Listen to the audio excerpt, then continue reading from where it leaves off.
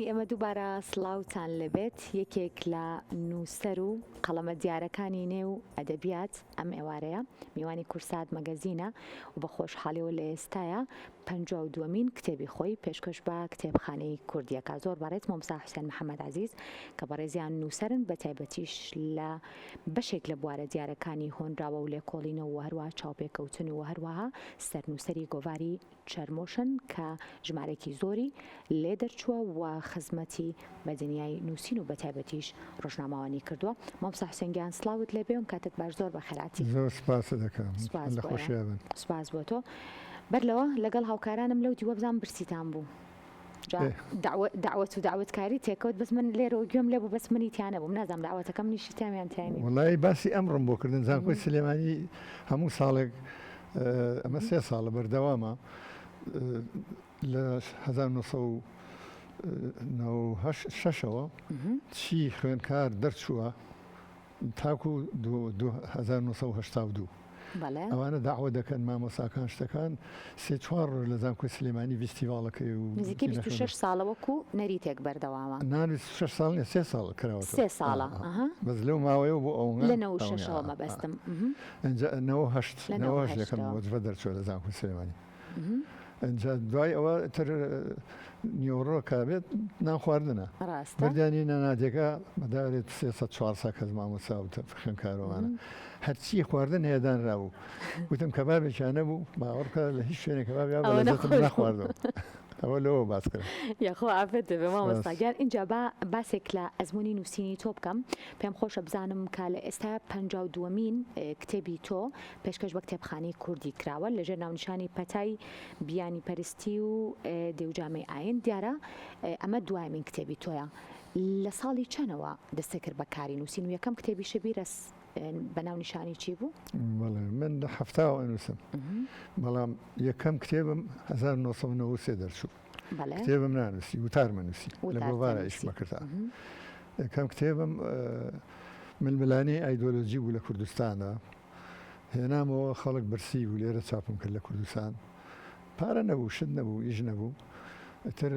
لەسەر گیرفانی خۆم چاپم کرد و بە دیاری پێشکەشی خەڵکی شارەکەم کرد. زۆر باشە. لایانی نووسینی تۆ مۆمسا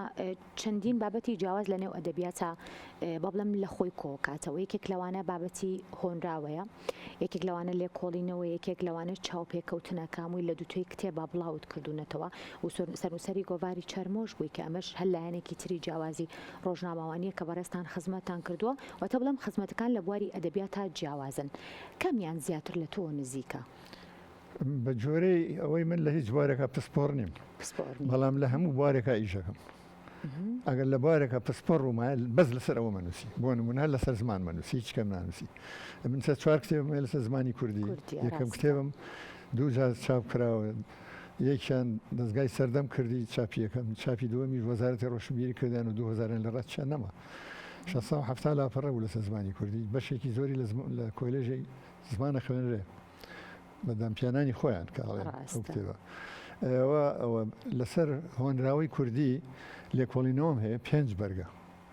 بە جیاجا مەسەلە هۆنراوی خۆشەویستی هۆنراوی ئاینی هۆنراوی سروشتی ئالە بابەتە جام کردوێتەوە. اینجاییتە سەر چاوپێکەوتن 3 چاوپێکەوتن وێ لەگەڵ مامۆستا برای مەحمەد جەرزی فەتوڵا عەلی باپیر ئەو سیانە زۆری کە بوو بەڵام بەداخەوە مەسەلەیەکی وەکو مام جەلال نەخۆش کەوتوانە ژنا بڕیار بوو چاوپێکەوتن لەگەڵ ئەوی شاپکەم بەداخەوە. ئەجا بزانم گۆڤاری چەرمۆ ئێستا گەیشتۆ بەکوێ؟ گۆڤاری چەرمۆ بوو 8 ساڵ لەمەوە پێش من خانەنشین کردم لەگەڵ خانەنشین کردم گۆڤارەکان داخست چونکە کەس نەبوو بزمان بزانێ ئەدەبیات بزانێ بی با بەڕێەوە هەر خۆم هەموو گۆڤارەکەت بەشی زۆری خۆمم نووسی. فرسەتێکە بێ لە ئێستاە دووبارە دەست پێیەکی تۆ بە هەمان ڕیتم و شێوازی ئەو ئاخر و گۆڤارە خۆ من ئازێدەکەی مەکێشە زۆربەی وتارەکان خۆمم نووسی بە ناوی کە وشتی و ئەوانە و داواشم لە خەڵکەکە وتارێکمان بۆ بنووسە لەو بابەتەوە هۆنراوم بڵاو کردەوە کچێک بۆ نمونە ماستەری تاوا کرد ڕۆنامەکەیم بۆ کورتەکەیم بۆ بڵاو کردەوە بۆ مەکرد بە کوردی لە ئینگلیزیەوە لە عەربیوانە ئیتر زۆر شتی چاکیە و بەشی کۆمەڵایەتیشی تیا بوو مەسەلا ژۆنخوازی لە کوردەواریە بەشی هۆنراوی تیا بوو هەموو جارێ هۆنراوەیەکی ڕێکوپێکی و شێرکۆبیەکەس و قوبات جەلیزادە و هەیە من و ئەمانم بڵاو کرد و زۆریان پێخۆش بووین خوێندکارەکان دانەی نامە زۆر هەرزانیش بوو لە بازار بە هەزارە فرۆشە بەڵام چاپەکەی لەسەر ئەرکی زانکۆی سلێمانی بوو لە جیفانی بە دەرناچوو قەت قازانجی نەکردو بەس گرنگە کە گۆڤارێکی وا دەرەچوو بە ناوی زانکۆی سلێمانیەوە ڕاستە و گۆڤارێکیش بە بتوانێت خزمەت بە خوێندکاران و بە خوێنەرانیش بکات هەموو شتێکی تیا بە خوێندکاریش تیانووسی ڕاستە جەمام سا لەگەڵ ئەوەیە بابزانم بابەتی زمانەوانی بە شێوەیەکی گشتی و بەتایبەتیش ئەو کتێبانەی تۆ کە لەسەر زمانی کوردی بە شێوەیەکی گشتی نووسیوتن کام بابەتانە بوون کە زیاتر تۆ جەختە لێ کردوونەتەوە وە گرنگ بوون بۆ زانیاری ئێمە لە ڕووی نووسین و کتێبەوە بۆ زمانی کوردی وڵای مێژووی زمانی کوردی زۆر گرنگ بوو لای من لە بەرگی یەکەمی و کتێبە باسمە کرد سەلیقەی زمانەوانی ناوبوو سەلیقەی زمانەوانی و گرفتەکانی زمانی کوردی لە چێوە هاتوو چۆنە و سەر چاوەکانی و تقریبی بڵێن نزیکەی نیوەی کتێبەکە لەسەر مێژۆڕۆی دوایات مەسەر زمانی کوردی ئیستا کە قسەی پێگرێ هەڵەکانی چاکردنی ڕەخنەگرتن نازانم شتێکی زۆر درێژ و ژینە نازانم بابەتەکان ئێستا ڕەخنەت لەسەر زمانی کوردی ئێستا هەیە بە تایبەتی بۆنەوەی ئیستا گەورەترین گرفت زمانی کوردی ئیستا ئێستا تابلۆی لێ هەڵەسرا و نووسێتی تابلۆی ئەدەبی بەو خوشکە بدوتەوە ئێمە شاری ئەدەبی سلێمانی شاری ئەڵێن هەم بە کوردیان شاری ڕۆشنبیری ئەوە دەبێت چیە تیگی ئێمە نیە بە دیاری گوان هێناوی لە فەیسبوک چی هاوڕێم هەیە کە ش دەنووسن جارێ پیاسمەوە بە زمانەکەیە زمانەکەیان بۆ چاکە مەسەلا ئەو شێوە نابێ و شێوابێ اینجا کۆمنتێکیان بۆ بڵێم دەستی خۆش بێ شتێک لەبەرەوە زۆر بایەخێکی زۆرم بە زمانەکەیەوە چی بەدایکان و باوکانی ئێستاڵی بە تایبەتیش بۆ پەروەردەکردنی مناڵەکانیان ئێمە هەمیشە لەگەڵ ئەوەین کە هەر نەوەیەک دروست ئەبێت چەند زمانێکی جیاواز بزانێ بەڵام زمانی دایکەکەی لە پێش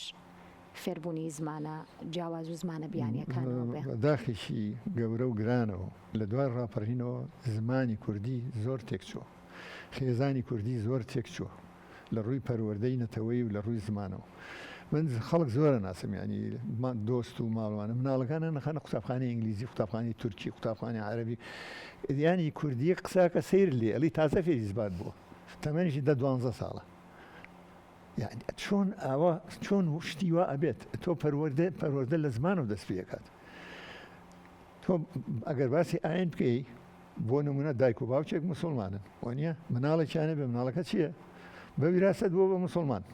بە وراست بۆ بە کورد چونکە دایک و باوکی کوردن بەڵام کە یەکەمین شت فێرە بێ زمانێ پژێ خۆناوی خوانیە نازانێ مناڵە کوردیە دایە و بابە و ئەمانە فێرە بێ باشە ئیستا وای لێ هاتووە نازانن چۆن پەروەردەیان کەن قوتابخانەکانیش بەداخەوە ئیستا زۆر گرفتەیە حەز ناکەم لێرە باسی بکەم هەندێک کەسێ مامۆستاژ مامۆستا دایانمەسرێن ئەمانە هەمووی هۆکارن بۆ ئەم بابەتە کە تۆ نەوخێن بێ و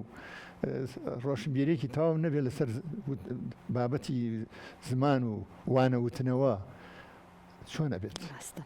جامەوێ بپرسەمە مسا لە بەشێکی زۆر لە لایەنەکانی ئەدەبیاتە ئەنووسیت و جێپەنجەت هەیە چۆنە تاوەکو ئێستا شعرت نەنووسیوە هۆنراوە خۆت نەنووسیوانی ئەم بەهرانە نەبوون یان خۆت حەزت پێ نەبوو یا خۆت بڵێم چیرۆکت نەنووسیوە ڕۆمان بەشێکتر لە با بڵێم ژانە جیاوازەکانی ئەدەبیات وڵای قەت بیرم لێ نەکردو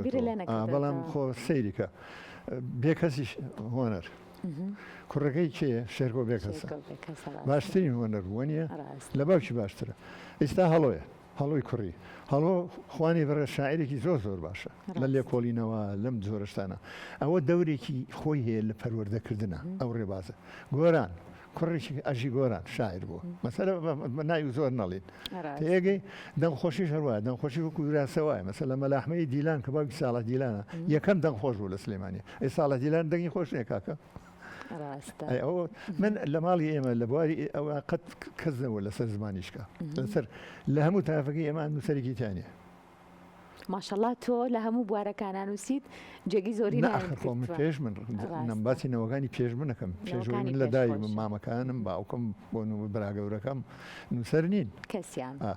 جاخۆ نووسەر هەرەوە نیە دووسێ وتار بنووسی لە شوێنەکە نابی ئەبی بە نووسەر ئێسایکە لە مەرزەکانی یەکێتی نووسەرانی کورکابی بە ئەندام لێوێ ئەبێت دوو کتێبی چاپکراوە هەبێ وانە ڕاستە بەو هیوایم کە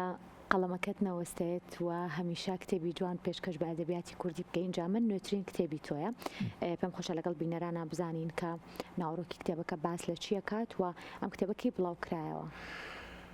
ئەوە زۆر گرنگە بەس ئەوە بازەکەم ئەو کتێبە بۆچی چاپم کردو بۆ ساڵی 2015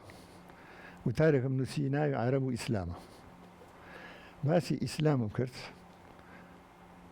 کە چۆن دابەش بووە بۆ نمونە لە بینی خۆیانە ناکۆکن لەوە ئەچێوانی کە زۆر زوش بوون بە مسلمان زۆر جددی نەبوون لەو شتا بۆ شتێکی کە بوون بۆ لە پڕشی ئەوسون نەپیا بوو بە دوو لەتەوە ئاینەکە تێگەی دوای ئەوە وردە وردە ئەوەش تێپەڕی چوار ئاینزا پیا بوو مالیکی و حەمبەلی و شافعی و نازانم چی تێگەی دوای ئەوە وردە وردە شتیکە پیا بوو تێگەی ئەمەم بەراورد کردۆ بە چۆ بە شەرتێ هەموو مسلمانەکان یەک خوا هەیە یەک پێغەمبەرمان هەیە یەک ڕووگەمان هەیە یەک شوێنی حەجمان هەیە وانە هەموو یەکە کەچی بەراوردم کردۆ بە هندستان بۆ نمونە لە هندستان ملیارێک و 300 میلیۆن کەسن باشە 300 باوەڕی جیاوازی ئاینی تایە یەکە لەوانە ئیسلامیشە تێگەی 300 یعنی 300 خۆیان هەیە ئێمە یەک خۆمان ئەوان سێسەیان هەیە ئێمە یەک دینمانێ ئەوان هەیە لەگەڵ ئەوەشە نەببوورە 15 خۆیان هەیە 300 باوەڕی جیاوازیان هەیە باوەڕی جیاوازیان هەیە کەچی لەگەڵەوەشە هەر هەمویان یەکگرتوون نەشەڕ هەیە نە ئاژاوە هەیە نە هیچ هەیە هەموو بۆ هندستان خۆیان بەکوشت کەچی سیرەکەی ئیسلام بەو لە توپەتیەش ئاوە خۆکو باسم کرد بۆ بەڵە زۆر بە تەنگ نەئاینەکەشەوەن ناهێنن کاسبی بە ئاینەوە کرێ من ئەمەم بە وتارێکی درێژ نووسی عەرەب و ئیسلام برادێکی ئیسلامی وەڵامی دامەوە وەڵامەکەی هیچ نەبووە ناسی چەندجار خۆی چاوپێکردنەکە خۆما کردو بۆ تەلەڤیزۆنەکەیان بەس منیش وەڵامم دایەوە جارێککە وەڵامی دایەوە دووهەم جار وەڵام داویتەرە وەستا من دوای بیرم لەکردوتم من خۆ بەرنامەی خۆم دەمێکە نووسیمە شتێک لەسەر ئاین بنووسم بۆ لەسەر ئەمە درێژەی پێنێم ئەو کتێبە دەرچوو ئەمە وای کرد بێتە هەوێنی ئەم بەڵێ ئەوە تقریبی 36 لە 36 وتاری ئاینیە ئەگەر ناوەڕۆکەکەی بینی بۆ نمونە ئیسلام و ئازادی ئیسلام و دیموکراتی ئیسلام و سۆسیالیزم ئیسلام و نازانم چی هەر هەموو ئیسلام ئەوانە بە نمونەوە هێنامەتەوە بە شێوەیەکی ئەدەبی ینی نەک بە بڵێم باوەڕم بە دینەکە نییە باوەڕم بۆ شتانە نیە ناوە لە من ناوەشێتەوە باشە بەیوام قەڵەمەکەت نەوەستەمە مساگیان و هەمیشە خزمەتەکانت بەردەوام بێ بە تایبەتیش بۆ بواری ئەدەبیات و خزمەتکردنی کتێبخانەی کوردی گەورەت کردی نەمڕۆ لە کورسات مەگازین بووی سوپاس بۆ زۆر سوپاس حەزەکەم زووزووتان بێت زۆر سوپاس کورسات ماڵی هەمووانە و هەر کاتێکاتی یەخوا بەخێر بێ دووبارە سوپاس بۆ مامۆستا حوسێن محەممەد عەزیز نووسەر کە ئەم ئێوارەی میوانی کورسات مەگازین بێکەوە گفتوگۆمان کرد دەربارەی نوێترین کتێبی بەڕێزیان